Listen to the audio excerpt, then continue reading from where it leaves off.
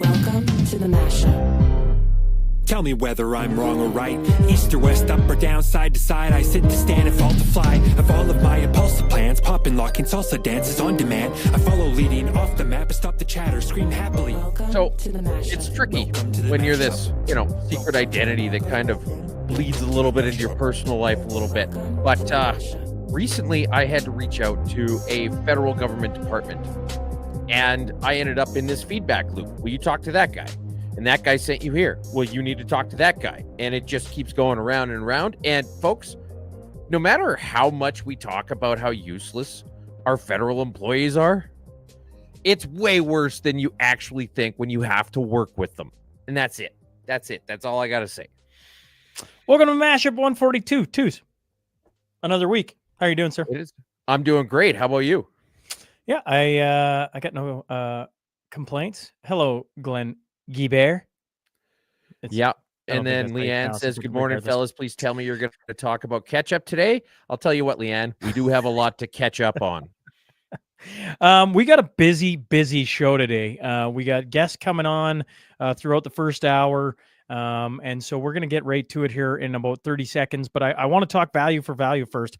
It starts with Tom Eichert. He sent us money, said he enjoyed last week's show immensely. So he didn't want his name announced. I'm like, what are you talking about? You literally transfer us money. We're going to talk about it. Yeah, he didn't want to announce twos. And so then, out of respect for that, we're like, we announced his name. We announced his Tom Eichert. That's right. This is his blood type. And the next one's Adam Payne. He said this was great. He sent $22.22, and he told me to send 222 to twos. So there you go. I thought that was pretty cool as well. Adam has done that several times throughout the year. So Adam Payne and Tom Eichert showed it to both of you. Value for value, seeing a little bit of value in what we offer today. Thank you very much, guys. Yeah, super cool. Cool. Happy Airborne Friday to Jamie Sinclair and the military boys. Mm-hmm. And twos, pull that headline back up that you had there with Cher. If you are watching this morning, make sure to like, share, or scream our name in the infinite void this week. It helps to get us out there. So if you're watching on X, which I know there's a bunch that do, make sure to give it a retweet. We'll try and break through some different voids this week of where we are. Kevin Damon. How much would do it? Any amount. There's no wrong answers. Yeah, there's no wrong answers here. Fire away. We want to announce all your names at the start. If you do it on a weekly basis, heck, we'll start announcing people. I don't know. Yeah. A little value for value. That could be the whole show. We could just do that for an hour. I'd be fine with that. Now, I want to remind people, Coots 6.5, we switched it off from just bringing up Christopher Carbert and Anthony Olenek. We've been talking different stories and everything else. 6.5 years is what they were sentenced with. So we like to remind people of that. And I just want to point out that Pat Stedman they were originally looking for 6.5 years for him. And I'm like, that's a little bit on the nose. Yeah, Pat Stedman coming on later this hour. He got pardoned by President Trump, along with a whole bunch of J6ers, which is, it'll be a cool story to hear. I had him on for January 6th, and now we're going to have him on since he's been pardoned, which is a pretty cool story, to be honest. Yeah. Now, let's get to our first guest. Emily Shane Getson is in house. You're starting to be like Chris Sims here on the show. You're back for another week. Thanks for hopping on, Shane. Yeah, no, I appreciate it. And it's quite an honor to be back to back, but it's on U.S.-Canada relations and it's moving fast and very timely. So thanks for having me on. Yeah, well, appreciate you making a little bit of time for this week. Very much so. Let's start with the inauguration. You got to attend. Your thoughts on being there? It's a big deal. It starts to sink in and you pinch yourself once you're there. And again, I'm just an Alberta farm boy is still how I look at myself. So getting invited by a Michigan senator, going down there with literally the Wayne and Garth backstage pass, and then due to events and inclement weather, we couldn't have it on the lawn like it was supposed to be. So then a bunch of embassies were scrambling, trying to find spots for folks. So Canada opened the embassy up wide open arms. We had people from all over the world in both Canada, U.S., representation there, obviously, and then the U.S. Air Force and Canadian military and It was outstanding. It was just amazing. And then you see, it was kind of like a tailgate party idea. The parade route, the motorcade went right by us in person. That was really neat to see. Folks were lining up on the streets. Walking into the areas was kind of neat because it was all chain link fence. You had no-go areas. They literally had Hummers out there and military equipment, making sure that was good. You had literally Air Force and military personnel. You had that going up in the air, and then you had the boots on the ground, literally soldiers that were arm's length apart from each other, standing in front of the barricades. So they weren't taking any chances. And then you had literally media from around the world on the streets. So when you're walking by, you're hearing a plethora of different languages broadcasting all the events. And then you get into the Canadian Embassy, and then it's really relaxed. You have, I don't know how many people were there, thousands of people there, both out on the lawn, inside, in the theater, downstairs, big screen rooms. And then literally it was just watching the events unfold. And the Canadian Embassy is the only one on Pennsylvania Avenue. And it literally sits in the center of that, between the White House and the Congress itself, the Capitol building. So literally when you're seeing it on CNN or it's being broadcasted, there's a delay, because when you're hearing the artillery shells go off, or the artillery fire, it's right there and it's immediate. You just look out and there it's happening. It was really cool. How many of those Hummers were EVs? Trump is back, baby, not a single one. Drill, baby, drill. That was in the speech, and I can tell you that in that room when we were in there, and again, invited by a Michigan senator, and also met some folks from Ontario were down there as well, which was good. We can meet them on that level, and tons of folks from the Western states as well. But when that intonation went off in that room, it was big rounds of applause. So that was pretty good to see. When he did mention the tariffs, there was a little bit of a funny part, because the room went dead quiet. And the senator from Michigan, he kind of goes, well, we got some work to do there. And this is in a room about 400, 500 people. I couldn't help myself. I said, well, not all countries are created equal. We're good, boys. Don't worry about it. It kind of broke the tension there and got people laughing and then conversing again. So it was pretty neat. Well, you talk tariffs. I think that's an interesting way an interesting thing to talk about, because, we went from, no tariffs and Daniel Smith, what she's done is the savior, to February 1st. And then there's just been so much discussion in between. Yeah. So, a week ago, Danielle Smith was being painted by people out in Laurentian, Canada, as being evil and bad and undermining Canada's interests, which I think when they were looking at those interests, I think they were labeling the Liberals' interests. And then now, over the past week, you've got Scott Moe has been speaking up against it. You've got Nichols, the premier out in Nova Scotia, saying that we need to actually expand. He's calling for the approval of Energy East and saying that he wants to take the no out of Nova Scotia, which is a very marked departure from their historical stance on everything. Yeah, and I think what you can see here is the media lags. So no different than I had mentioned last week, where CTV wouldn't report anything good that we were hearing from Montana. We made a lot of friends there. Premier's been just an absolute rock star. So the doors that are open and afforded to her down there, honestly, gents, I had a chance to sit down. We were in a roundtable meeting with a think tank that I was part of with her. And pre-meeting, from what I've been hearing, and I went up to her and gave her these accolades because she needs to hear it. She's taken it up about 10 notches. She is an absolute stateswoman down there. She is asking who she should be talking to, what the new administration is, finding out which people to talk to.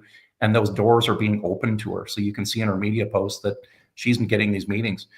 So with all of that, I would say that it's pretty simple. Talking with people is way better than talking about people on social media. And I'm really glad to see that the other premiers and even maybe some of the federal rhetoric is toning down now, because she has taken the lead. And it works. When we talk to people, good old-fashioned stuff, we can get those doors open. And a lot of it, folks have to understand too, and it was a congressman. He was a congressman for 14 years. He kind of put it succinctly. He says, when things are going good with Canada, we don't even think about you guys. So it's only when something happens that we talk about you. And he said, most folks don't even know what you do. So you have to help educate us. You have to talk to people face to face and let them know that you're actually part of the bigger plan, and what you guys do is in the interest of what we're trying to do in the United States. I mean, that's pretty fair. I mean, you had Trump saying that he doesn't really need Canada very much. But there was a lot of people pretty quick. And nice thing about Twitter is that you don't have to rely on external fact checkers, which have gone the way of the dodo. And so you had a whole lot of people jumping out and being like, well, actually, here's how much oil comes from Canada every day. Here's all the different trade that goes on. And it's funny, he talks about there being a trade deficit of $200 billion, and a trade deficit, the same as a trade surplus, is neither good nor bad. A trade deficit means that you can make things more cheaply than the countries you're sending it to, and your manufacturers get the windfall. And a trade surplus and a trade deficit means that other countries are able to manufacture things more cheaply than you can locally, and your consumers get the windfall. And so, it's okay. Like, honestly, when you go back to first principles, what was he asking for? Fix your damn border, get your military spending where it should be, and all of that other stuff goes away. So how about you deal with that? And I'm glad Premier took the right approach. A lot of us were, in violent agreement with what we needed to do, and we've been taking action rather than sitting there holding our breath and stamping our feet. So it's nice to see others coming along now and saying, what can we really do? And it was very timely down there when it happened. It was just in Vermont, and the new gentleman coming over and taking over the borders, he's on Fox News, and there was a shooting. There was a U.S. Borders and Customs agent, unfortunately, was killed in the line of duty by a standing checkpoint on our Canadian border. So this is very relevant to them. And then the other one we have to consider is, okay, their mandate is to tighten up their southern border. They're going to be doing deportations of the targeted individuals that they've been profiling that are bad dudes and they need to go. And if our borders are so soft that they can just exit the United States, come back, fly into Canada and go down there, that's a problem. And then we also have to look at how many potential visas expire when the Trudeau administration falls, because that's tied to the sitting prime minister. So a lot of these things are very salient to the US, and we need to consider that maybe Alberta isn't as soft a point or much of an issue, but our other provinces that share that big border absolutely are. And when you have those conversations with folks, that's what they're really looking for. They also, at a number of levels, and again, with having friends that are in different parts, even in Arizona, I sat with a representative there, had a 2-hour lunch with them. And he's like we are. We're very comfortable with talking to each other. He says, Americans are tired of Canadians, and this is what we're seeing out there, guys, of how we're perceived on social and otherwise, pointing fingers and saying how we don't have a good healthcare system, how we don't do this, we don't do that. But we pour a ton of manpower and effort and financial wherewithal into the military to protect you guys because you're our good friends and neighbors. And we like doing that, but don't go poking your finger in our eye. So the change of winds down there is, America first. Let's start talking about what works here. Trump, there's no surprises. Everything else we heard back from folks too is he's very cards on the table. He's a negotiator, a New York businessman and a project guy, which really helps because project people can make decisions. But when they're telling you something, he's telling you what he wants. So somewhere in between what he throws out there and somewhere in between what he gets is what he wants to negotiate for. Read Art of the Deal. I don't know how many people told us that. Basically, you'll understand President Trump, but he's from what we've seen and what we've heard, open, honest guy. Just don't mess with him. Don't be personal. Deal with it like business. And don't be a jerk. And then what do you know? Business goes well. It's like he's probably one of the easiest people I think that we could have landed this time to work with because he is very pragmatic, practical, and he's got a mandate. He's going to accomplish it.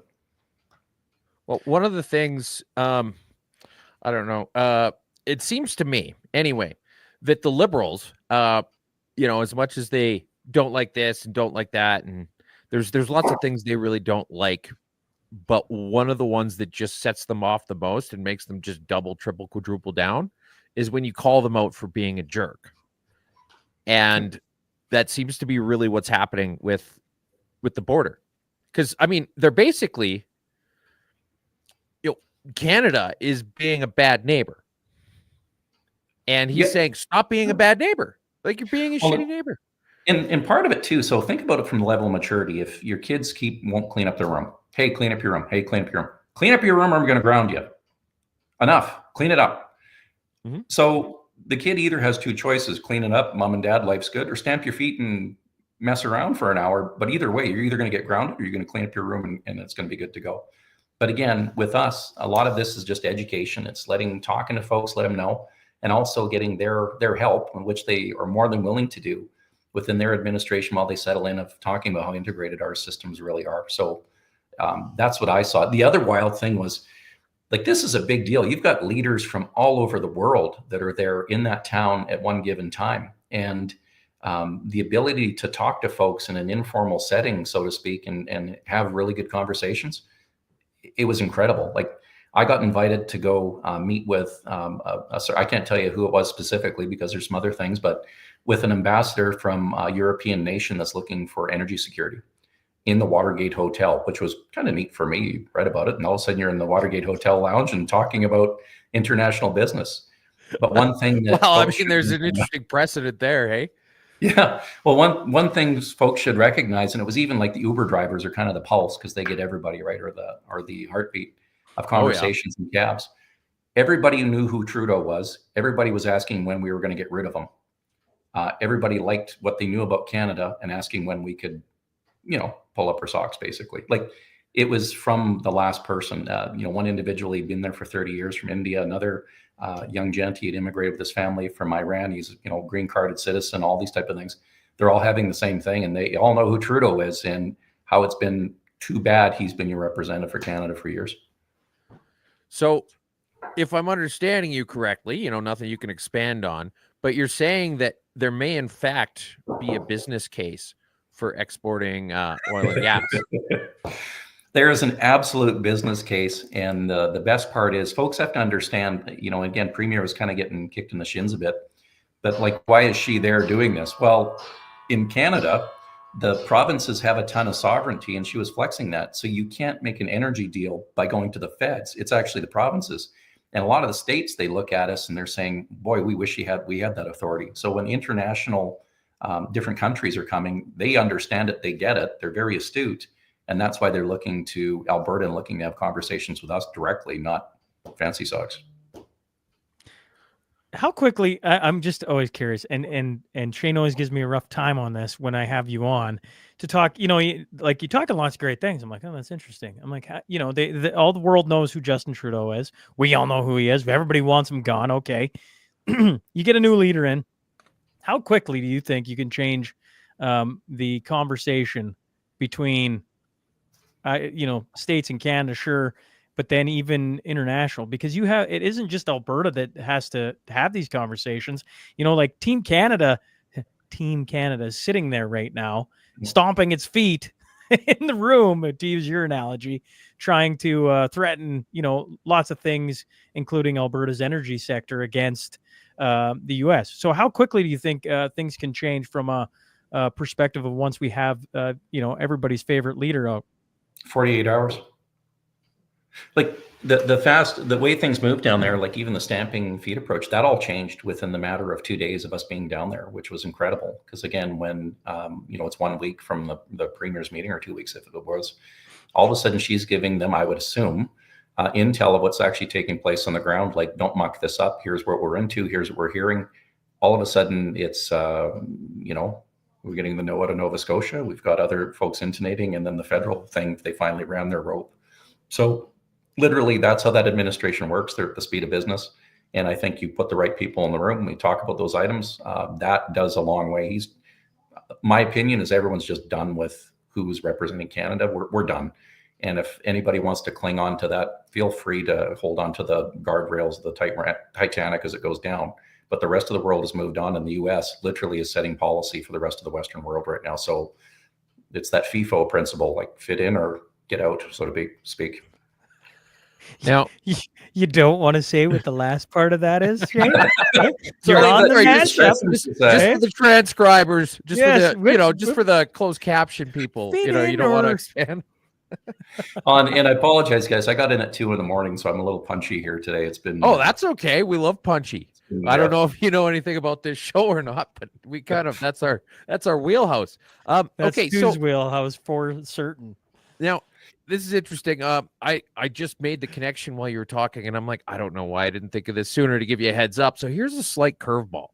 One of the things we were going to bring up later on is Poilievre announcing that there's not going to be any major changes to equalization under a Conservative government. Now, given the fact that we had a referendum a little while ago with 62% of Albertans saying that this needs to get changed. Yep. Have you guys been looking at that right now, or is that something? No, not right now. I mean, obviously that's on our radar. That negotiation is supposed to come up. We would take a stronger position. I think Saskatchewan's kind of in the same boat with us. And what you can do is look at just what we went through for equalization payments that we just cashed out everybody else down east. And arguably, the West went through 4 or 5 years or 6 years of tough times, West turning around, and we didn't receive a red penny back. So that has to be taken care of. But right now, the bigger fish to fry here is literally our relations with the U.S., making sure that we don't lose 90% of our economy to do that. Mm-hmm. And again, somebody had asked me what my opinion was on that, and literally, it's don't start a fight you can't finish. So if we would have been in a better position, if you hadn't had a ton of rhetoric shutting down projects since 2009, 2014, arguably, Canada would have been a much stronger bargaining position. We would have had more self-esteem, quite frankly, as a country, and been able to have a little bit more swagger in those rooms, and people would have known about it. So the fact that administration, through their fairy tale, pixie dust, wackadoo, woke socialist mindset they have put us in this compromised position is absolutely tragic for this country. So we have to suck it up, do what we need to do, make sure we take care of business, and then don't waste this opportunity as a country to realize that failed policy for 9 years has put us here, and we better start getting back to what we're good at, and that's working together, building things, dreaming big, and making things happen. Okay, Tews, never mind. Fire away, Tews. Oh, I was just going to say, our next guest hasn't shown up yet. Haven't heard anything back from him yet. So we got a little bit extra time. And what I wanted to ask is, the problem, I guess, with everything you're saying, not that there's a problem with it, but the problem that's implied in there is that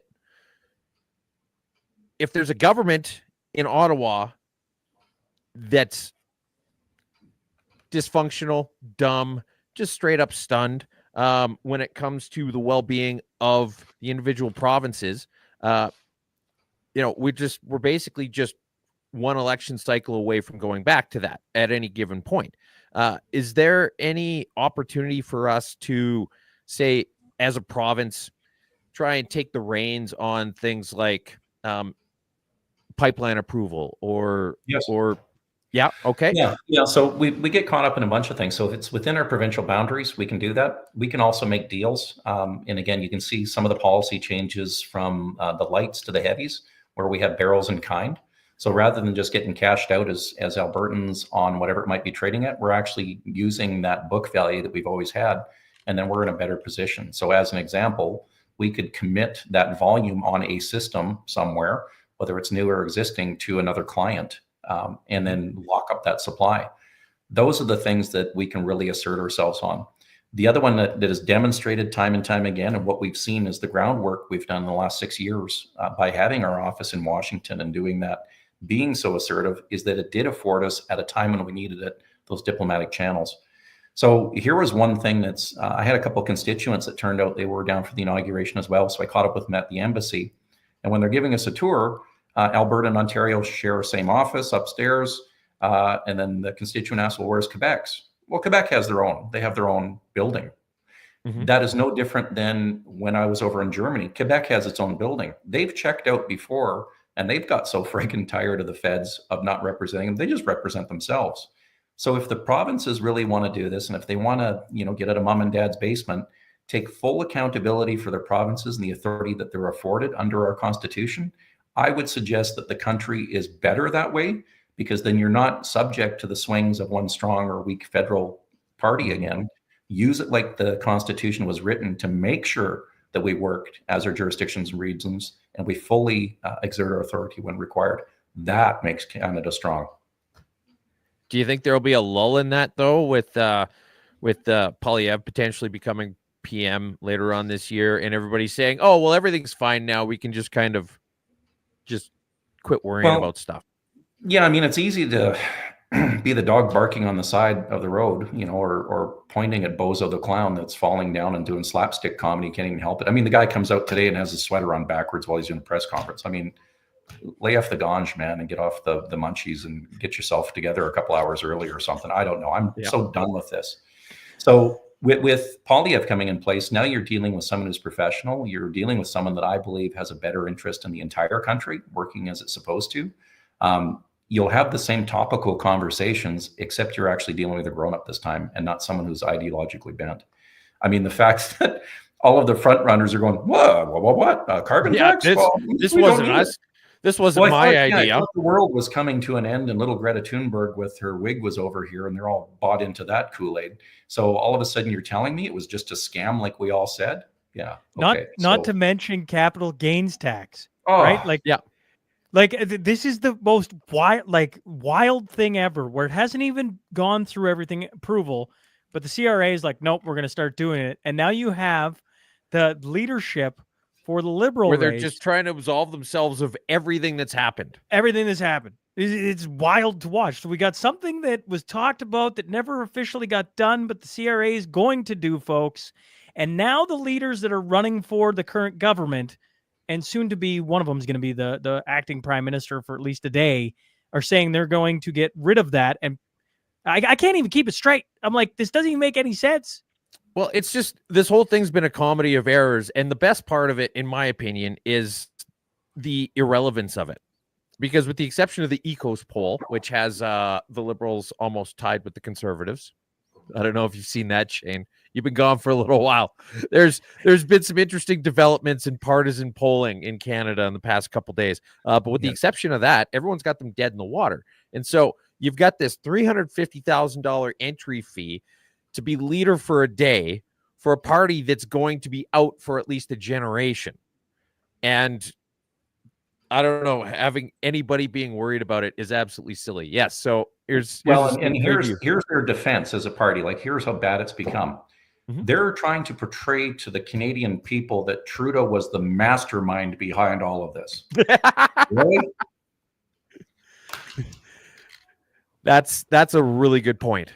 I'm sorry. That's I'm pretty really good point. Tired guys, but yeah, like, wow. Shane, we appreciate you hopping on and doing this with us and giving us a little extra time. As Tu's pointed out, we were supposed to have one of the constitutional lawyers on discussing prorogation and trying to file a court action again, while in the process of doing that, I guess, and getting more information.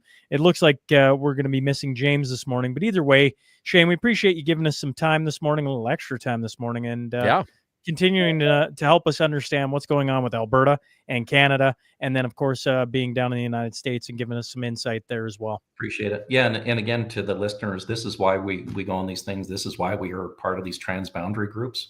It's always good to build up commerce and trade and do that, but it's when the fit hits the shan that you've got friends in those corners that can open the doors for you and speak on your behalf. So again, big appreciation to those U.S. senators and representatives over the years that have had these conversations with us and are helping us out. And, shout out to those Western governors too, for recognizing that with our premier and inviting us to these events and having us there. It's a strong working relationship. So hopefully folks understand we're not just jet setting around. We're literally doing the will of the people by having conversations with people. And it's good old fashioned, farm table diplomacy over a coffee oftentimes. So really appreciate it. Awesome. Thanks again, Shane.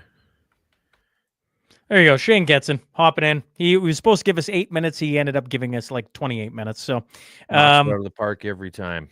We were supposed to have James in, which really sucked because I was looking forward to hearing about this legal challenge against prorogation. But I guess, we'll just have to wait and see if he shows up later or not. Tuesday. Yep. So we can readdress that later. But I guess for the time being, let's just start into rapid fire. Yeah, exactly. I'm like, I told Tu we're working out the schedule today, folks, and I'm like, oh my god, like how is Tu's going to get through his like 28 headlines in like 16 minutes? Well, we bought ourselves a little bit of. Oh my god, you're going to make me read that, aren't you? Justin Trudeau loves the Blackhawks. This is what you're here for, folks. We had to get rid of Shane Getson so we could actually. I could see him laughing in the background too. Oh man, is that funny, Shane? That's funny, isn't it? Oh boy. All right, we'll leave him out. We won't. Oh man, Justin Trudeau loves the Blackhawks. All right, carry on, folks. Carry on. Welcome to the mashup. This is what we do here. We have a little bit of fun, hey? Oh my goodness. Pat's on. No, wait 1 second before let's talk about Justin Trudeau loving the Blackhawks, okay? Can we talk about this for just 1 second? I mean, everybody and then knows, we'll get to but Pat please Stedman. continue. Wait, it's your story. Well, so Trudeau, is trying to actually beef up our border a little bit. Canadian Border Services put out a tweet saying that crossing the border anywhere other than an official point of entry is illegal and you will be arrested, which is a huge win as far as literal common sense goes.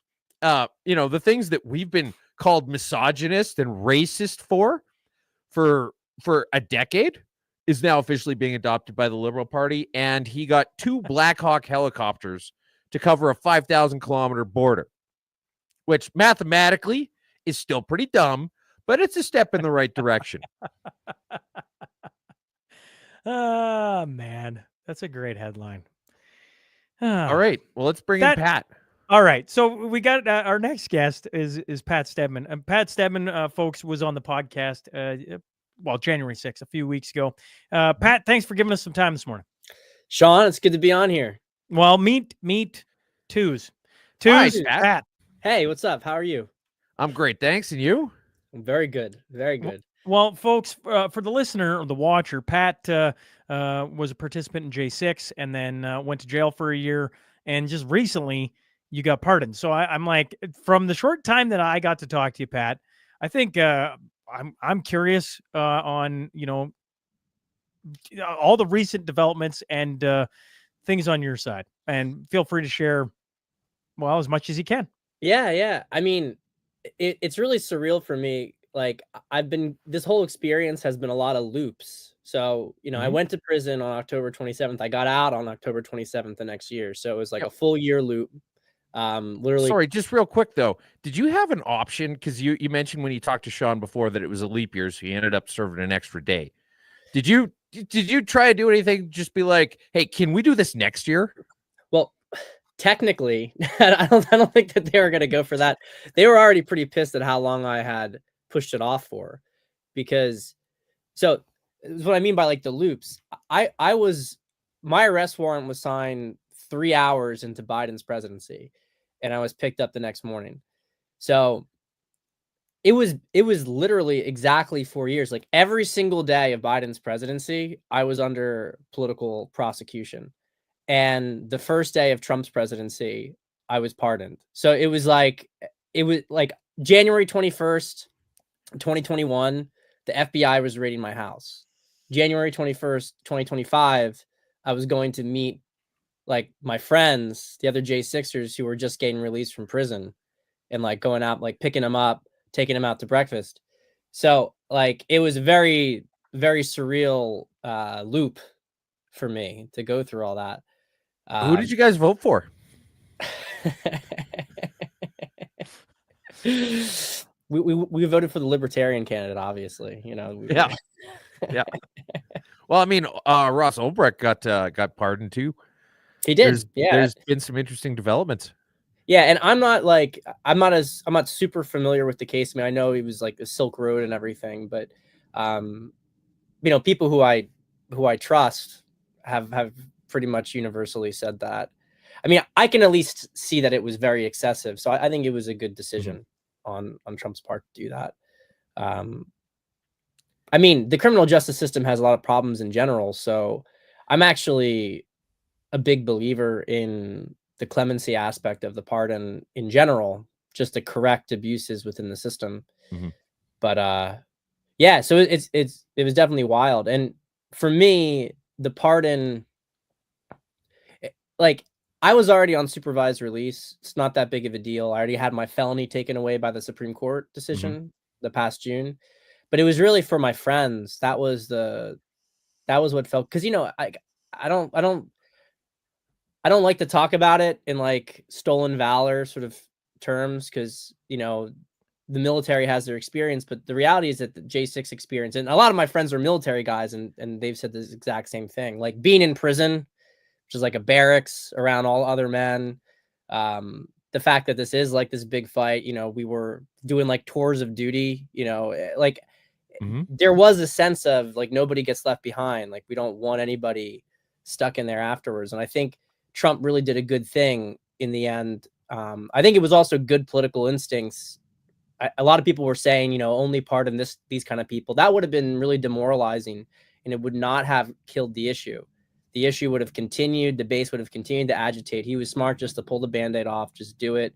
And if you had a few cases where you felt like it was a bit more aggressive, like the commutations were the fair, you know, decision, which is that he didn't get rid of the felony in just like 9 cases, but he still gave him time served so they could get released from prison, subject to future review.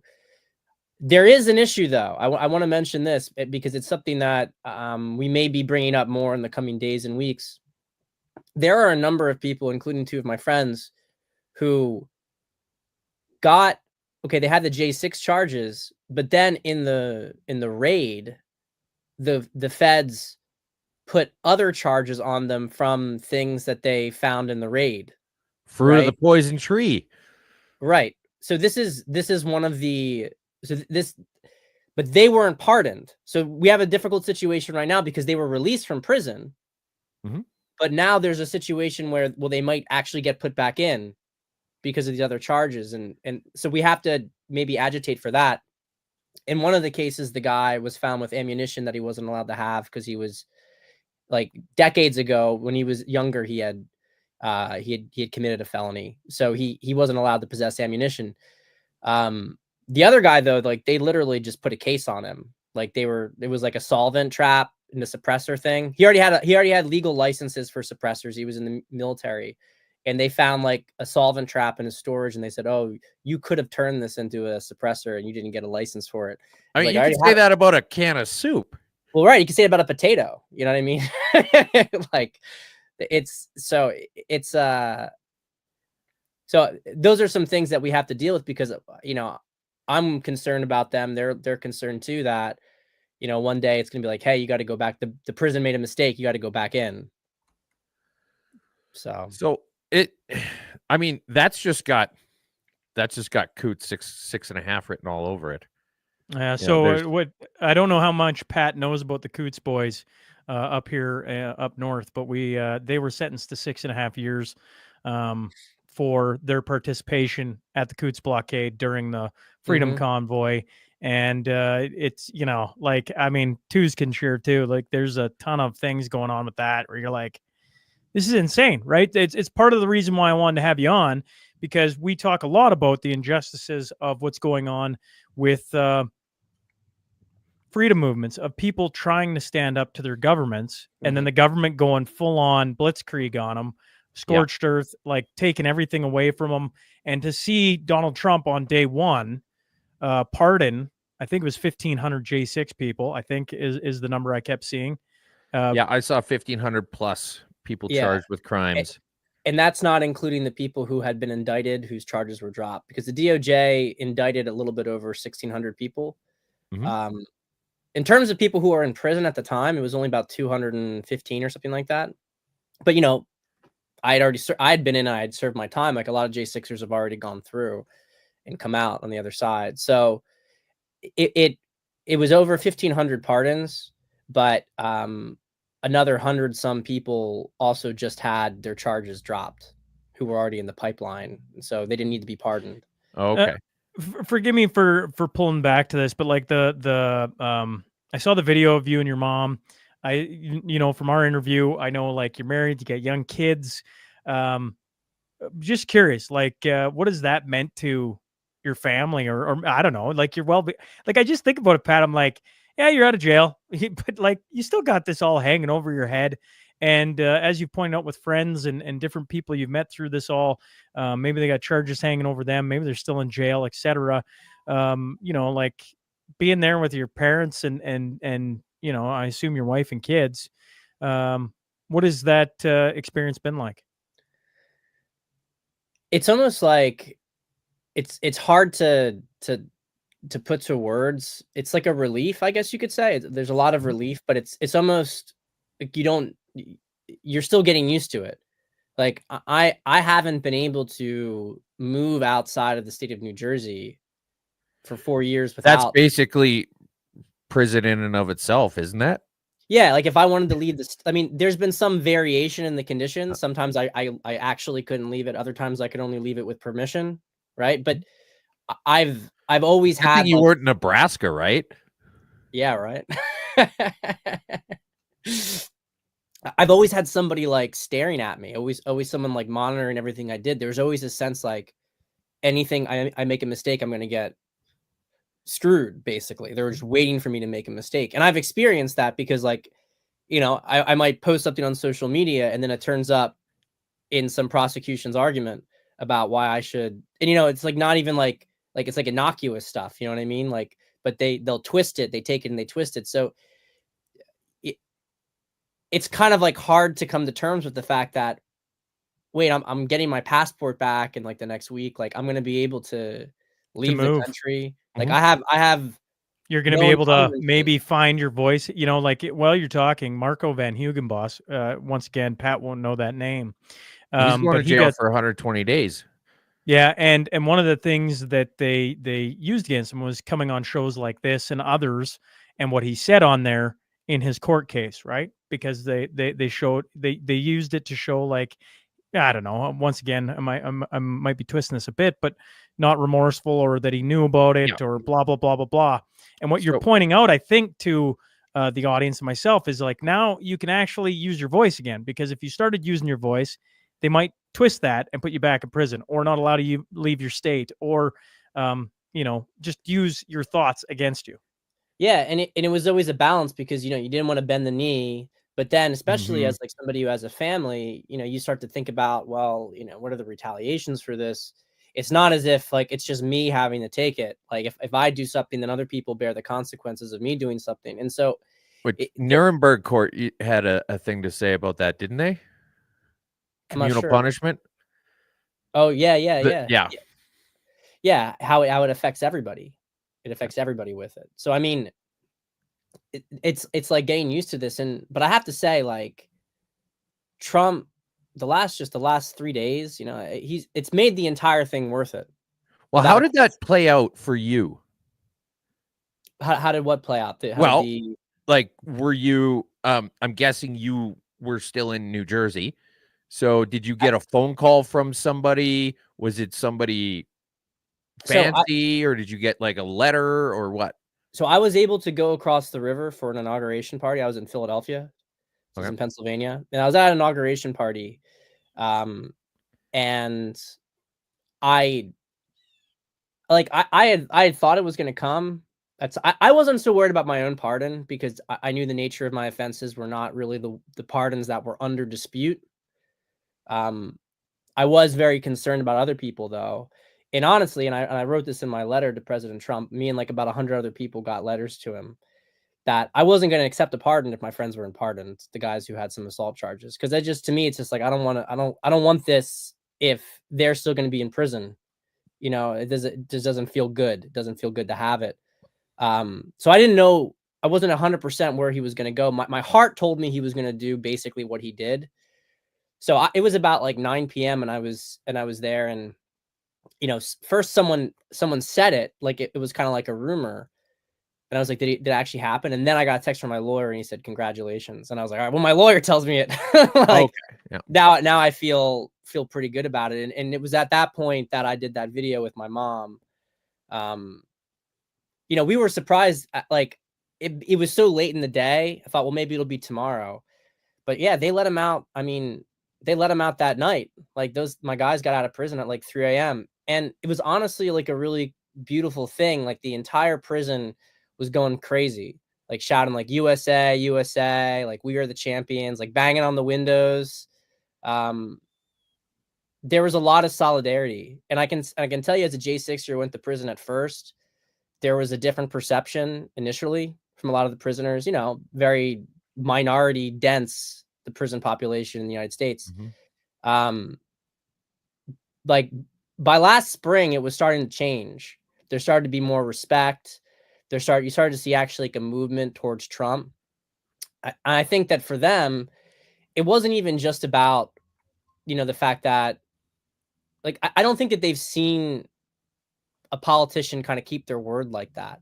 Like, I think that there was a sense of loyalty that they respected from it. They respected by the end that what we had stood up for, that we had, like, we stood on business, as they say. But I mean, the fact that Trump actually brought us out, like, loyalty means a lot to those people, right? So I think it was very moving for my friends to go through that. I kind of wish I'd seen it myself, but I know I had a lot of support as well when I was going through it from there. But I mean, the political changes going on right now, like, it's pretty clear that Trump and his team had everything pre-targeted. Like, we know exactly who to go after. We know exactly what regulations are the problem.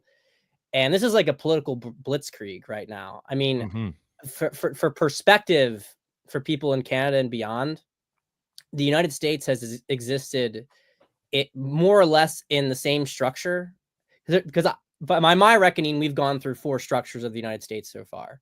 And I won't, belabor it with your audience, but since the New Deal, maybe it started a little bit with Woodrow Wilson in 1913, but since the New Deal in the 1930s, the United States has become a completely different entity than it was after the Civil War, before the Civil War, before Revolution. Trump is changing that again right now. What Trump's doing, Trump is dismantling the New Deal, basically. Everything that FDR created, that's going to be gone, I think, within 2 to 4 years. And it's a whole new, I mean, it's pretty incredible what we see happening right now. We've never seen this kind of change before in our lives. Why do you guys want to tariff us? Don't you like us? We like you so much. We want to persuade you to join us. That's a good way to put it. Any final questions for him, Twos? I appreciate Pat giving us some time this morning, and I want to make sure I get him out of here, as I said I would. I don't know the context of this because I never saw it, but somebody commented, "What are Pat's thoughts on the Babylon Bee mockumentary about J6? I thought it really showed how absurd the charges were against the peaceful protesters." Have you seen that? Do you know what that is? I haven't seen the mockumentary, although I'm very familiar with the Babylon Bee. My dad always has the daily Babylon Bee jokes. Actually, I may have seen like a clip or like a screenshot of that. But I mean, I think, if I'm being fair, J6 is very complicated because a lot of what you see depends on when you saw it and where you saw it.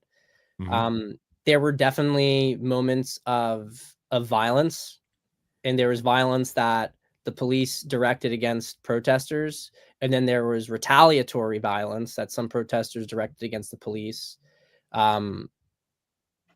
It gets very complicated because the police started it. The police attacked the crowd, and that's how the whole thing started. But at the same time, so after you had that initial period, then you had a secondary period where there was almost no engagement between police and protesters, and the police were talking to protesters and waving people through the building. And that's when I think you see a lot of the stuff, the mockumentary. Like, when I was inside the building, I saw no issues whatsoever between protesters and police.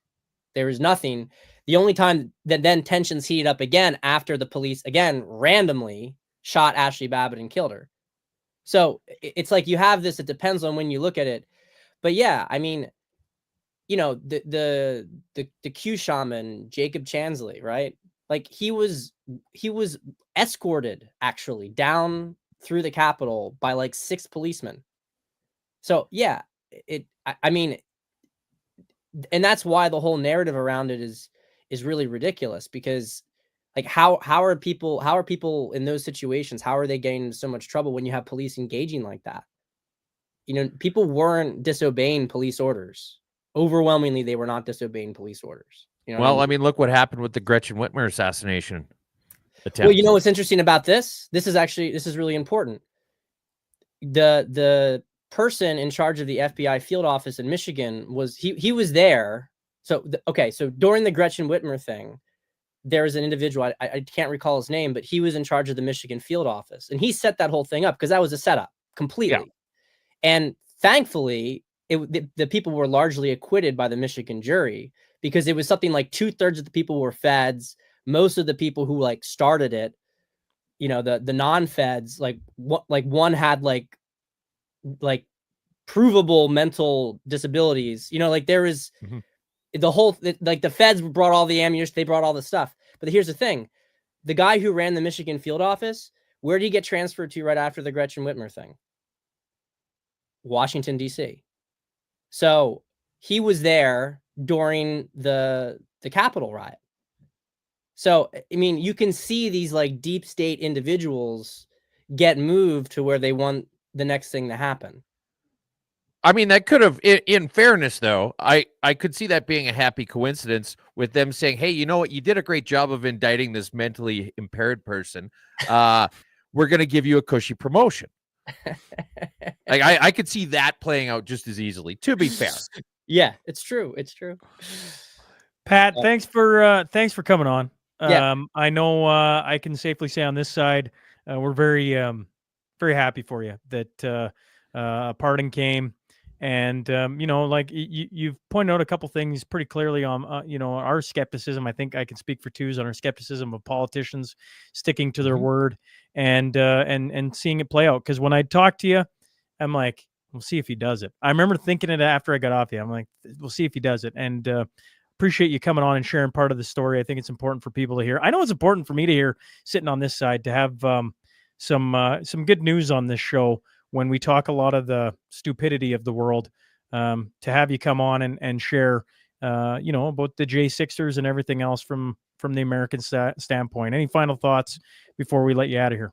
I'm just very hopeful that we see very similar news coming to Canada soon, one way or another. I really do think that this political transformation occurring in the United States right now will inevitably spread throughout the rest of the Western world. And I think Canada is going to be one of the, partly because of the proximity, will be one of the first beneficiaries of that one way or another. So I'm really hopeful for you guys too. I know you have a little bit more of a fight ahead of you in the short term, but just know that you got a lot of support across the border. So anyway, but yeah, I appreciate you having me on, Sean. Twos, it was really a pleasure to meet you. You as well. Thank you very much.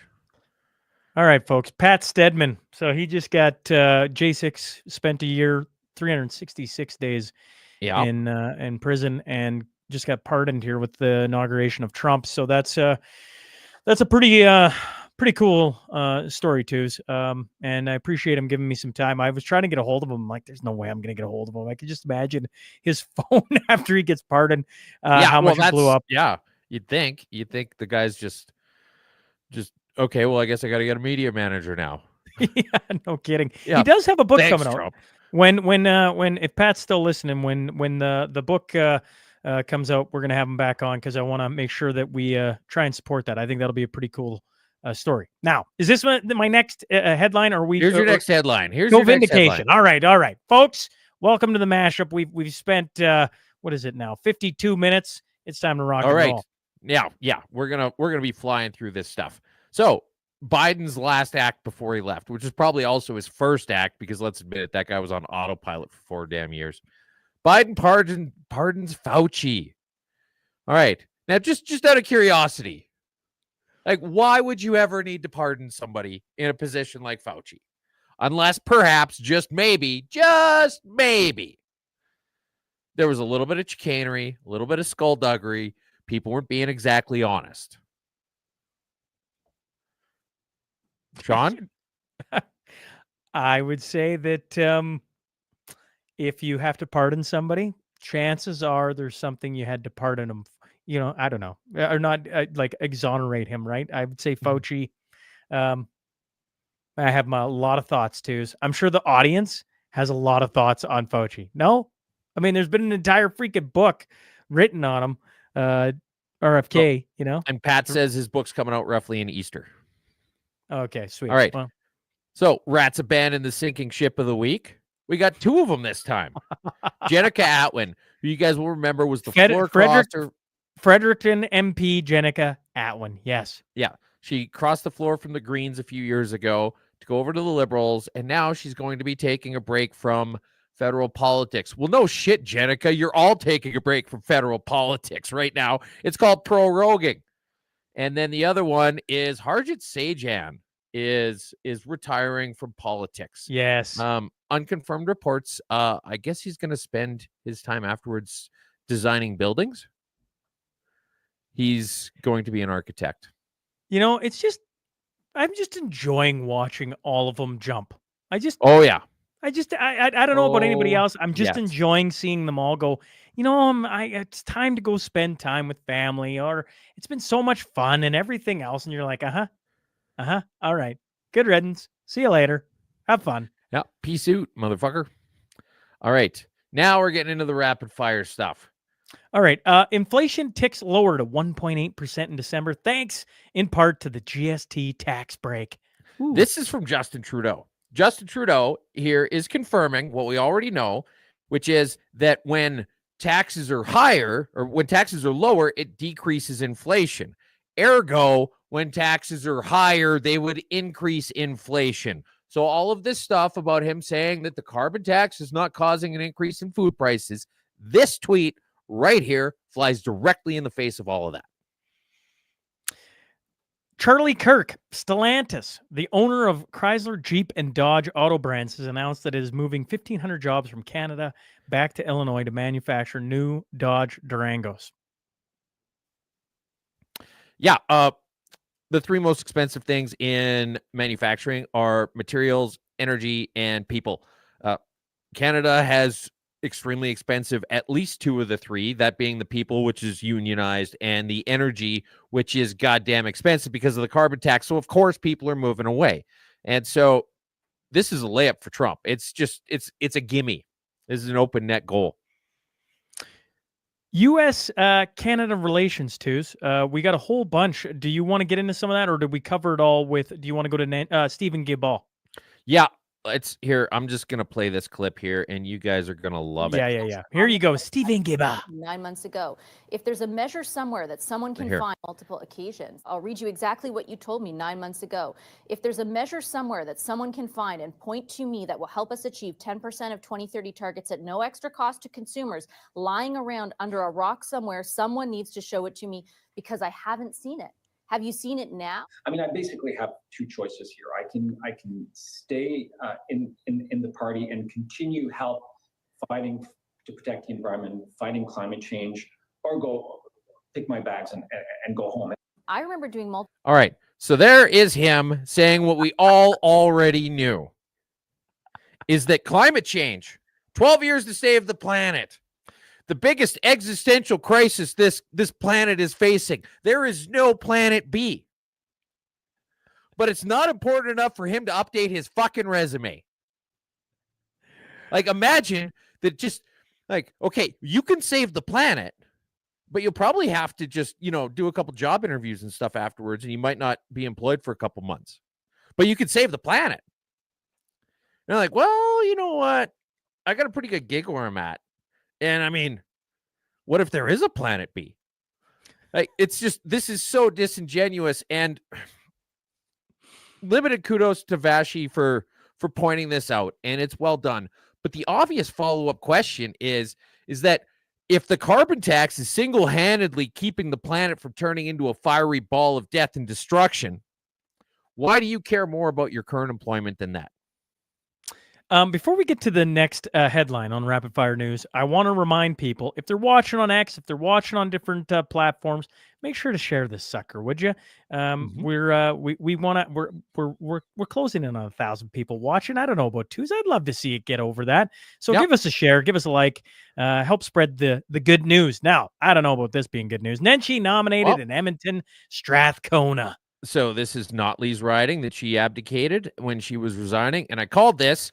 I said that the fact that Nenshi is extremely unpopular in Calgary, and the more people know about him, the less they like him.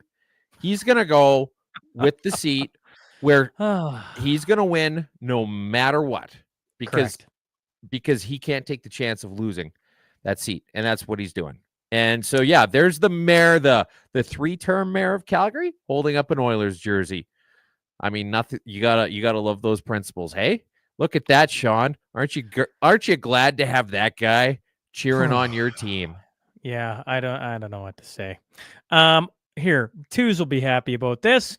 Entry to Canada anywhere but at an official port of entry is dangerous and illegal. You will be arrested. It's about damn time. And there's my tweet, actually. That's my tweet you're pointing at. I know it is. Teed it up just for you, buddy. Doug Ford confirms early Ontario election will be called next Wednesday. Quoted, "We need a mandate from the people to fight against Donald Trump's tariffs. He's coming against our families, our businesses, and our communities," Ford said. February 27th is looking to be the next provincial election in Ontario. All right. So you've got a guy in Ontario who calls an early snap election when faced with what he seems to be a large crisis that he needs to spend billions of taxpayer dollars on, when there's a very simple alternate solution. Does this sound like anybody else to you? Does this sound like the 2021 election? Maybe.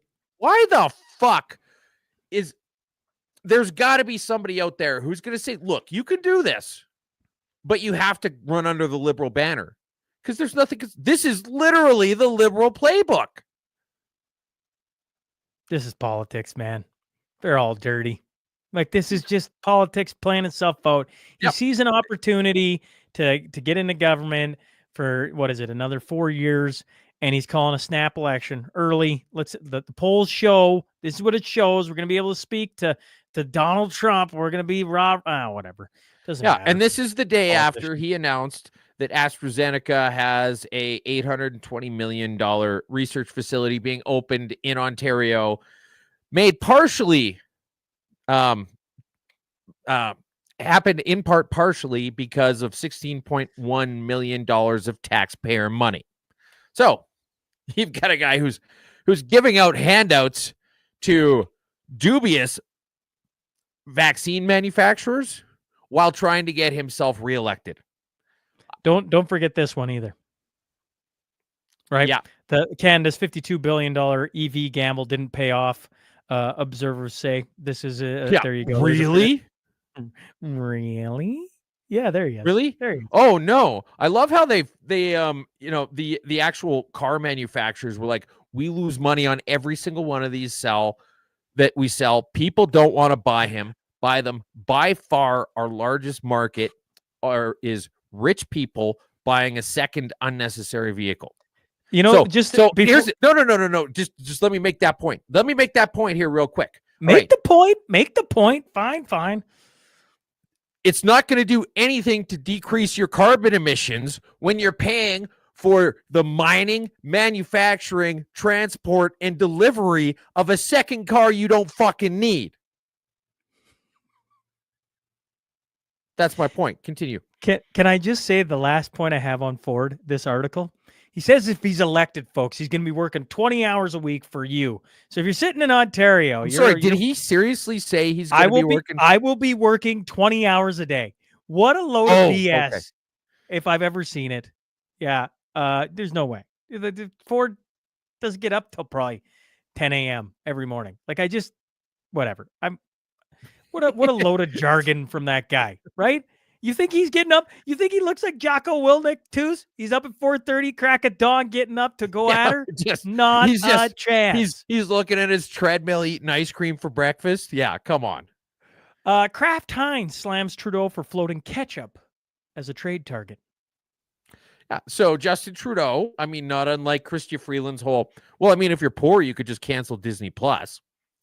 And Justin Trudeau's answer to this trade tariff, aside from cutting Alberta off at the kneecaps, is that people should use French's ketchup instead of Heinz.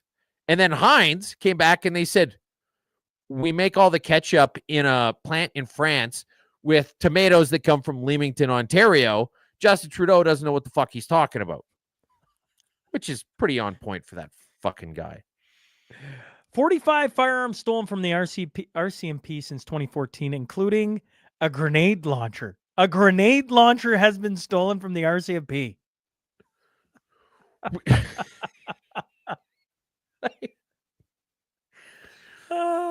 A grenade launcher. A grenade launcher. Yeah. What more do you need to say? Just imagine. You're like, you get back to work, and then your boss is like, hey, Sean, where's that grenade launcher we just lent you? And then you say, well, actually, I'm not sure. It just seems to have gone. And then your boss says, okay, well, As long as you didn't also lose 18 handguns, 1 rifle, and 2 shotguns in the same year, you're going to be fine. Oh, wait a second. And they suspect that it might be attributed to somebody in the RCMP running gun smuggling. When you look at that chart, here's the thing, is that every number on this chart should be 0. Yes, it should be. But I mean, in fairness, we're talking 1 gun was lost. It should be 0. So they lose 1. Oh, wait, you lost 6. You lost 18, one of which is a grenade launcher. We got problems. Yeah. And then in 2016, this goes right off the charts and also has a grenade launcher on it. This looks like the voter turnout in the US in 2020. And no one's going to look at this chart and say maybe there was something fucky happening that year. Canadian government may review relationship with Amazon following Quebec closures. Wednesday, Amazon confirmed that it would cease operations in Quebec over the next 2 months, turning back to the third-party model it had during 2020 package deliveries. Yeah, this is crazy. I mean, why are you surprised that a company that works on, like, they have spent billions of dollars researching robotics and automation to do everything they can to get as few employees touching their work as possible and to make it more efficient? They work on absolutely razor thin margins. And some of their departments, as of a few years ago, were even still losing money. And you want to unionize? Well, of course, you're going to make the cost of labor more expensive. And they're going to say, we can't make money if we do that, so we're going to close. That's it. That's just basic math. Basic math. A union will make things more expensive, not on top of the ripple effects of getting away from accountability. In case Twos didn't point it out clearly, the workers out for Amazon in Quebec were trying to unionize, and Amazon saying it had nothing to do with that. It had everything to do with that. Oh, for sure it did. I mean, Jeff Bezos is a huge supporter of minimum wage laws, and that's because it cuts out his competition. When half your employees are robots, of course you want minimum wage laws. GTA School Board upholds policy that prohibits flying the pride flag. Trustees within Dufferin Peel Catholic District School Board reaffirmed their policy that prohibits the pride flag from being flown at school. That's basically it. You got a little bit of happy news thrown in there. They're getting away from the gay pride flags. Although I will say, you hear this stuff about like accidental inventions. Like the guy who invented the microwave. He was walking by one and he had a chocolate bar in his pocket and the chocolate bar melted. Like that story, that's a conspiracy theory. That story is made up bullshit. There's no way that actually happened. Because first off, if you've got a chocolate bar in your pocket, it's going to melt on its own. And secondly, if the microwave was trying to heat up the chocolate bar, anybody who knows how microwaves work is going to realize that as it was trying to heat up the chocolate bar, your pants would have been on fire faster than Justin Trudeau talking about literally anything. But the gay pride flag, I actually do believe that accidental invention story where they had the big convention and the guy did the big unveiling of the rainbow. And after an awkward silence, he said, "Oh, I thought you said you wanted me to bring a gay flag." Masked man repeatedly... Sean, gay flag. Masked man repeatedly stabbed... This is not funny. Masked man repeatedly stabs dog in Toronto Park. A masked man wielding 2 knives attacked a dog in the park near Toronto's Tony Rosedale neighborhood, stabbing the pet multiple times before fleeing. And the only thing I didn't like about this article, I mean, among the obvious things, is they didn't tell me if the dog survived. I was like, come on, you're gonna write an article about this? I'm hoping the dog survived. Anyways, it's a sad story. Yeah. You hope they catch the guy. Like, that's freaking wild. Walking your dog, gets stabbed. Oh man. Here's some cool news. Trump orders release of JFK, RFK, and MLK assassination records. The executive order Trump signed Thursday also aims to declassify the remaining federal records for all these things, right? So there's been some records that have been hidden, and his first term, he said he was going to do the same thing, and then the CIA, FBI basically negotiated not releasing everything, and it sounds like everything's going to be coming out twos. Yeah, that's going to be very cool. A bunch of it's got to come out in the next, or they've got to have a plan for how to release it in the next 2 weeks. So watch for that probably in about a month. CBC clears pollsters, criticizes paranoia-tinged Tories. Now that's an old headline to the Frank Graves from Ecos has been getting a lot of hell for this poll he put out that has the Liberals almost in a dead heat with the Conservatives. Yes. And it is far and away nowhere near what any of the other pollsters have in Canada. And when someone tried to call him out on it, he said, well, here's an article from the Globe and Mail talking about how I'm actually unbiased. Here's the thing, though. That article is more than 14 years old. That article is so fucking old that it could vote in the leadership election race for the Liberals. And what do we both know about the ombudsman of the CBC and everything else CBC? Does it tell the truth, folks? Do you believe the CBC told the truth 14, 15 years ago? Not a chance. Give me a break. The fact he's using that as a way to get out of jail. Yay. All right. And then equalization. So this is what we touched on with Shane. With Shane, is that Poilievre says that there's not going to be any major changes to equalization. How many times do we have to look at that goddamn chart of all the different provinces and how much money just travels east? It only ever travels east. There you go. Thank you. All right. You got Quebec, undefeated champion of equalization, right? And then these are the same people who are telling us that we need to be on Team Canada and we need to be patriots. And they're trying to call us out for saying that, as much as it isn't my first choice, I would say that being part of the States would be better than Alberta's got for a deal right now. And for some reason, I'm a bad person for pointing that out. Like, oh, where's your patriotism? Don't you believe in this country? Like, why fucking save it at this point? Like, why stay? Are you fucking overwhelmed with civil pride every time you pay equalization to fucking Quebec? The streets of our cities have more cracks in them than a plumber's convention. We are the second biggest country in the world. It's full of trees, and the only housing we can get built is anorexic townhouses stacked on top of each other like the Hunger Games edition of Jenga. Do you think our grandfather's generation stormed the beaches of Normandy for SNC Lavalin? And the whole time, we're expected to just please rise and remove your hats every time an illegal alien shits in the sidewalk? With glowing hearts, we see the rise in New Brunswick, usually sometime around 10 or 10:30, depending on how late they were up last night. Look, it's not an exaggeration at all to say that we have one of the sluttiest borders in the world. And as far as Canada goes, we've had more proposals for laying pipe be abandoned than Taylor Swift.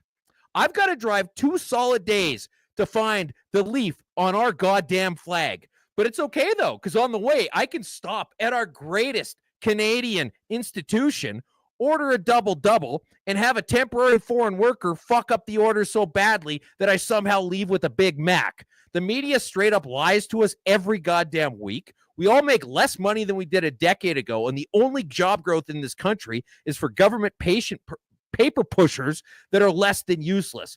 Most of the worthless money in this sovereign shit show runs through 5 super banks, and none of them are as big as the food banks. Yeah, sure, there was lots of patriotism in Ottawa for a while, but the people who headed the charge are looking at a decade in jail for mischief. So what the fuck do we have to feel patriotic about? Why the hell should we keep this country going at all anymore?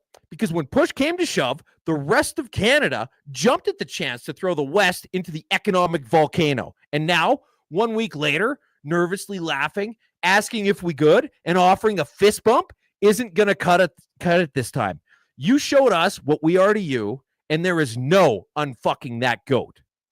So somebody give me one good reason, aside from winning more medals at a biannual sporting event where the opening ceremony literally has a tranny dude with balls hanging out of his lingerie, because I'm all ears.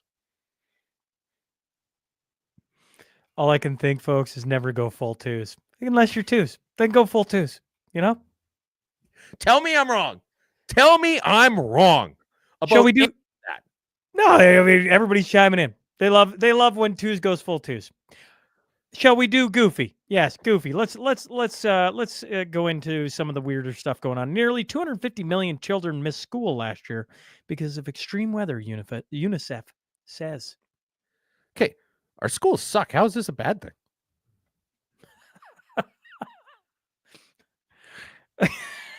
That's not what I thought you were going. Okay, well there you go, folks. I'm going to bring up Stephen Taylor. Can you show the video of this? You're goddamn right. I'm going to show the video. Yeah. Bring it in the big screen. Bring it in the big screen. And they didn't need to, this did not need to happen. I swear to you, if Rick Caruso would have been elected mayor, this would have never happened. And I'm sorry, I don't mean to be political, but this is absurd. This is Los Angeles. This is not the middle of, Saskatchewan. Excuse me?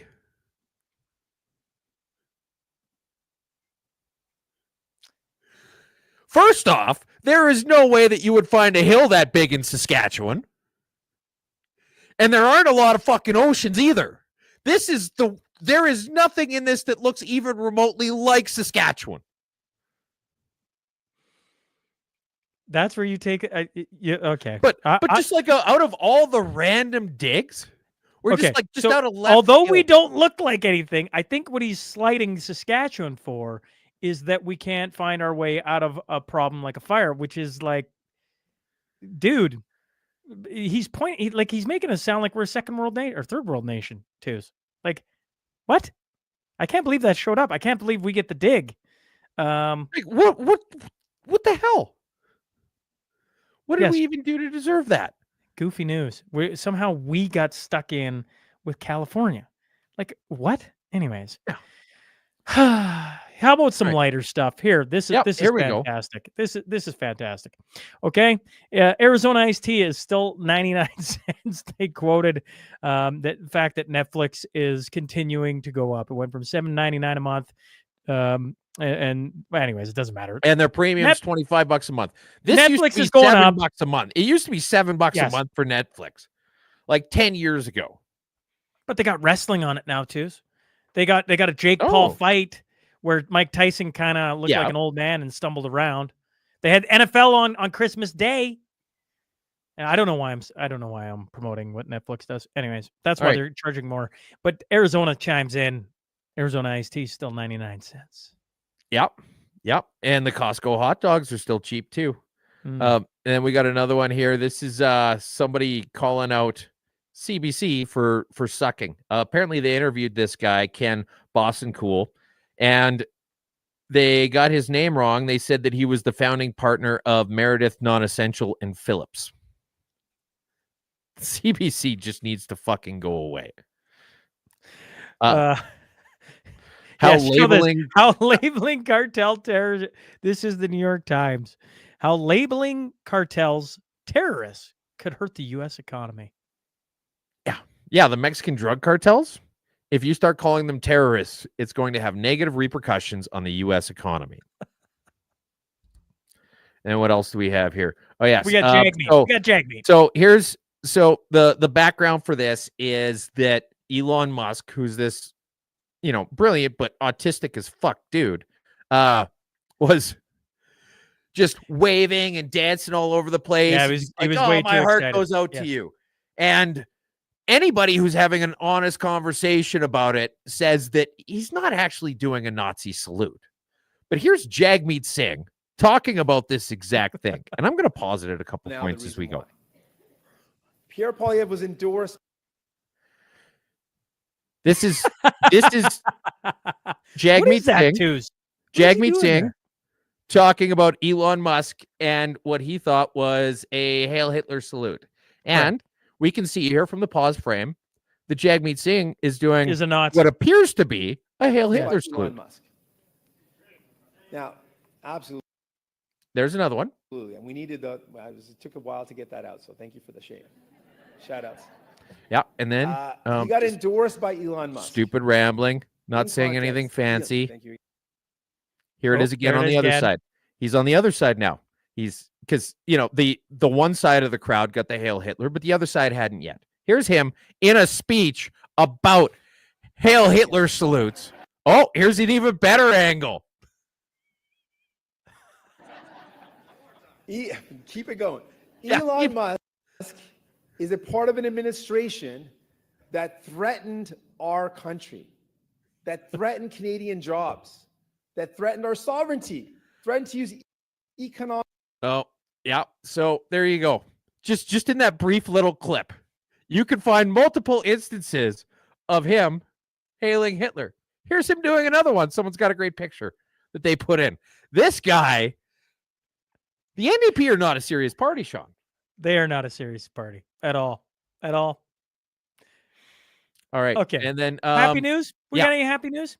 Well, I mean, Pat Stedman was kind of the happy news. I agree. Who am I kidding? Shout out to Pat again for being on. And yeah, that's pretty cool. You know, we know of a lot of people that are up against it with governments, and for him to get out, come on the show, talk about it. Appreciate that. Community notes, the 3rd annual Big Jack Classic. Yeah, February 15th, 16th, Buffalo Lake, Alberta. For those of you who don't know or live in and around Calgary, it's basically the only decent lake you can get to without going all the way back to Saskatchewan. Yeah, and so it's a couple days. It's just pike and catch and release. So, yeah, should be pretty good. Dig your own holes, and they've got I don't know, they got a concession.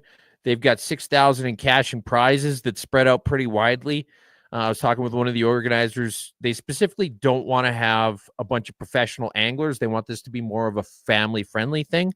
So the prizes are really spread out instead of being top-heavy. This is news. I just got shared with me. Lakeland College women's basketball team. So, if you haven't heard of the Chris King saga, there's now 5 parts on the podcast. They're having a protest at the school here in on the Lloydminster campus of Lakeland College, February 4th at 12 p.m. Everyone's welcome to join. Kids onwards. The big slogan being "No king, no ring." That's been, national champion coach getting removed from his job for what looks like discipline of a player. And there's a whole story. You can go listen to it on the podcast. Like I say, 5 parts. And February 4th, they're going to be having a protest on campus. And there you go. May 10th. I guess I should bring this up too. Where on campus? Campus is kind of a big place. It's Lloydminster. Pull into Lakeland campus. You're going to see that's fair. Parking lot. This isn't Edmonton. This is Lloydminster. May 10th, the Cornerstone Forum is back, and you can get your tickets now. Martin Armstrong, Tom Luongo, Alex Trainer, Chuck Prodnick, Chase Barber, Kalen Ford, Matt Barrett, Ben Perrin, Brad Giltaka, Vince Lachey, Chris Sibbs, Tom Bodrovic. It's going to be a ton of fun. If you want, grab your tickets. They're online. Cornerstone. There's also a trade show, and it's going to be a whole lot of people going to be in attendance there as well. Yes. And Keek Dick show at the Orpheum Theater tonight in Estevan. So for those of you who are big fans of Keek Dick, be sure and go check it out. My understanding, I don't know if that's the show he's talking about, but I think he's taping that one. Is he? I think so. I think. Yeah. Well, shout out to Keek Dick. Look forward to having him back on the show when that happens. Twos, Mashup 142 in the books. Thanks for everybody tuning in. Thanks for everybody tuning in. Thanks for everybody coming on. I've never seen Shane's face that red before. Man. Too much fun had. Thanks to everybody tuning in and doing this. And we'll catch up to you guys, next week. We'll see you next week, folks. Welcome to the Mashup. Tell me whether I'm wrong or right. East or west, up or down, side to side. I sit to stand and fall to fly. Of all of my impulsive plans, pop and lock and salsa dances on demand. I follow leading off the map and stop the chatter, scream happily. Welcome to the Mashup. Welcome to the Mashup. Welcome to the Mashup.